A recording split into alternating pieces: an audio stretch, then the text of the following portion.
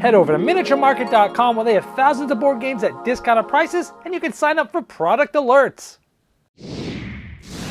Hello my friends, it's the Game Boy Geek here. The game War of the Ring is a very popular game that a lot of people love. Now, recently at Gen Con, Bezier Games was demoing their War of the Ring, the card game that's going to be released later at Essen this year. And I've been privileged enough to be able to receive an early copy, a demo copy of it. So this is not final components, it says demo all over it. Art is subject to change, components are definitely prototypes.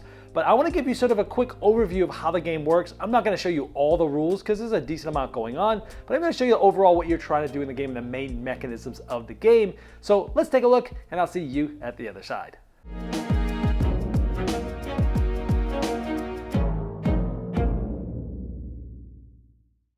Now there's multiple ways to play the game known as scenarios. I'm going to go over those at the end of this video, but essentially there's going to be the Free Peoples. And they're going to be made up of up to 6 different factions. Like you might have the Hobbits, or you might have the Dwarves, or you might have the Elves, or maybe the Wizards, and so on and so forth. So there's 6 different factions. There's many different types of cards in each faction.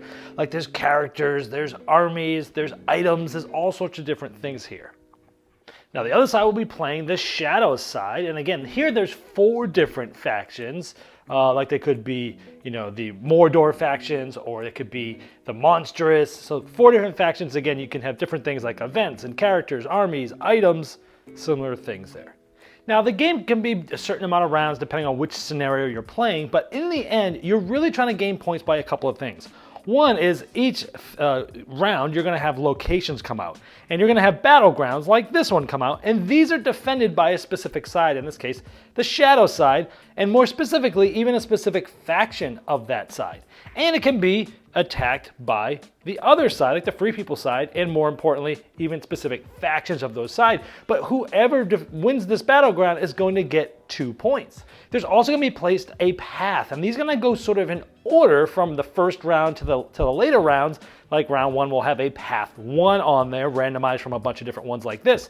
Now, the paths are always defended by the Free Peoples, and sometimes they'll even come with some built-in defense, just like the battlegrounds do. Sometimes they do, sometimes they don't. And the paths are going to be worth a certain amount of points to the Free Peoples if they defend it, but they're going to be worth a certain amount of points for the Shadow team if they're able to take it over. I'll go over that in just a moment. So when it's your turn, there's a lot of different options you have, but one of them is to playing a card to a battleground. So you do something like this. Now again, this has to be the faction that could possibly be attacking this. And it's going to show they have 1 attack, and each of the cards usually will have some sort of abilities as well. For example, if this was placed on this specific spot, they would actually gain an extra defense. But this one's actually attacking, so they're going to go in something like that. However, a big twist to this game is when you play a card, you have to do what's called cycling a card, which essentially is a discard pile. So like if I really want to play this, I have to figure out which card I'm not going to be using this round, putting it in my cycle, and we'll get that back once our draw deck is completely empty. It will get shuffled back up and back into our draw deck. So every time you play a card, you got to figure out which one you're going to get rid of, and it's a tough decision in the game. So at this point, this has a built-in defense of 2, and this has attack of 1. So the Shadows are winning, basically. They're defending that battleground. And if this is how the round ended, the Shadow would get this for 2 points. Now let's say the Shadow player went and did something else, and someone on this team here wants to play this. Again, they'd always have to cycle a card to play one. Now this one, again, the faction's okay, and this shows that they can only be played when they're leading an army, and there is an army, so they could play this here, and this now adds an attack. So now it's 2-2, and it's tied. And if it's a tie, meaning the defense could cancel all the attacks and the defense would win. So right now the Shadows are still sort of winning this with the tiebreaker. Now let's say the Shadow team wants to play and do something. Now this is a path. Now remember, the Free Peoples are always the defenders on the paths. And they have 1 built in here. They won't always have 1 built in, and they won't always be worth 1 point. And it's showing this is the path of 1. So let's say the Shadow player plays this. Again, they'd have to cycle another card. And this tells you if you're playing for the path, this shows you this player can only play on paths 1 through 3 and 5 through 9. This happens to be 1, so sometimes you'll want to play a card, but you can't. And this is going to give them 2 corruption towards this. And think of corruption as you want to have more corruption than how much total defense is both on the card and what the other Free People's player plays. And of course, lots of special abilities going on different cards. Now you might notice this says it's a Nazgul, and while in reserve, you draw one additional card. So there's different things that you can do. Right now it's there, but many of the cards have you place things in the reserve. Now the reserve is not next to this, it's actually like a little spot in front of you, but there's lots of things that trigger. Like if I had played this in front of me in my reserve, then I could, for an action, basically cycle this card to my cycle deck, which is a discard pile, and I would get to add a corruption to the active path in play. So this was, if this was in my reserve, I had already placed it there for an action. On my future turn, I could do this action since it's in the reserve and add something like this. So if we had done that over a course of 1, 2, 3 turns, we're now at a corruption of 3. Now let's say the free peoples, they could add people too as well to help defend this. But the free peoples could also be placing cards up on here. Usually it's up on top here, and you'd be counting the defense. And they have a defense here, and some of them have special abilities as well. But the free peoples might be adding cards, again, as long as they can play to that path, this adds a defense. So now they're at a defense of 2, they're trying to get to be able to defend that path. Now in a future turn, the shadow player might play a card like this into their reserve, again, having to cycle another one of their cards in order to do this. And if this is in your reserve, you can use your action. So next turn, they can cycle this card, put it in the discard pile. So each free peoples player must also cycle a card. So it's forcing the other player or team to discard cards out of their hand. But maybe the next turn you play this into your reserve, and again, it's an item that needs to be used by the Nazgul, which is here. And this says mount. When played on a wielder in reserve, you may immediately move it to a path. Even if it was played this round, it sort of breaks that rule there. So you could actually play that and bring this right to the path.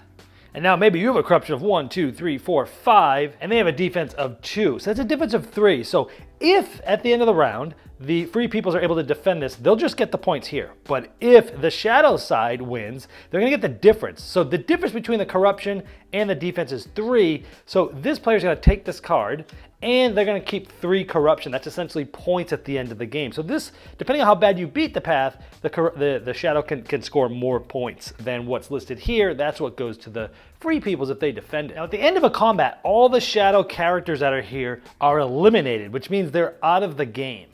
Now for all the free peoples that actually at least defended, actually got one of the corruptions canceled, then they are also eliminated. But if the free peoples were able to defend this and you had extra characters here that didn't need to defend, those get cycled. So anyone that's basically doing anything towards combat is going away out of the game, and ones that are there that didn't have to do anything, they get cycled, they go into your discard pile. But let's say this is how the battleground ended up, because the shadow player spent so much time and energy trying to win the path.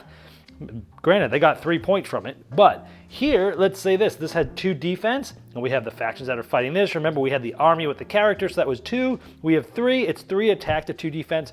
So the free peoples would win this one. So they'd be able to, now again, all these ones in this battle would be eliminated. They're gone out of the game, but they would be getting this, which is worth 2 points. Now to get to this point where you're actually resolving all the battles, both players need to successfully pass. Now you can pass on your turn if you're less than your sort of a certain amount. Usually it's about 2 cards or less. The other player can continue to play and you can come back in, but as long as 2 players pass, if you have 2 or less cards than your opponent at that point, you can pass. And once everyone passes, that's when you go to this phase. So that's pretty much how the rounds work. You're gonna be playing a card, discarding one to play it. You're gonna be basically playing them here. You're gonna be moving them, putting them in your reserve, or moving them from your reserve to a battleground. You can also eliminate 2 cards from your hand to draw a card from your deck. Some of them have you play it, play an action as your turn, as I showed you. And so that's pretty much the main thing you're doing in the game. Now at the end of the round, you're gonna check for victory conditions. If you have a total of 10 more points than the opponent, the game ends immediately. Otherwise, you'll play to the end of that scenario. Now here's a look at some of the other paths in the game, just to give you a feeling of the artwork and maybe some of the abilities. If you wanna pause, you can check out some of those. And here are some of the more battlegrounds that are in the game. Again, you can pause and see what the different things do. These abilities trigger as soon as they're sort of revealed at the beginning of the round. So then in general, that's how the game's played. There's a lot more details in some of the cards and such, but that's it. So let's go back on top and let me tell you the different ways of scenarios that you can play the game. Now there are 3 different scenarios that you can play this game with. One is called Trilogy, and that's designed to be played by 2 teams of 2 players. But you can play with fewer. For example, 3 players, 1 player uses both shadow decks independently. It basically takes like 2 different turns in between the other players. And the other players each play one of the 2 free people's decks independently. Now, this is the most complete game experience, and it takes about 90 minutes. Another scenario is the two-player duel. Now, it sets up and plays a bit quicker than Trilogy, even though it's using the same number of rounds and the same number of cards. But it's a little easier to get going, and it's basically for two players. Now, the other one is Fellowship of the Ring. Now, this is a two-player learning game based on the first book of the trilogy.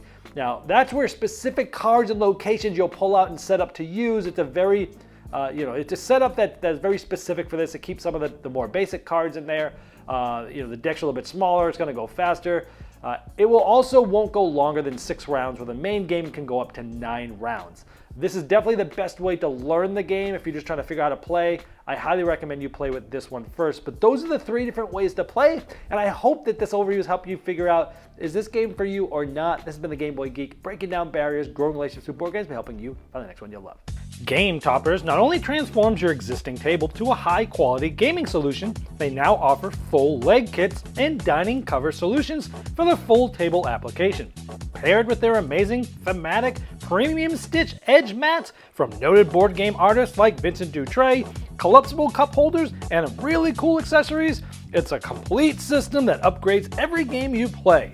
Go to GameToppersLLC.com or click the link below to late pledge for their latest Game Topper 3.5 Kickstarter campaign.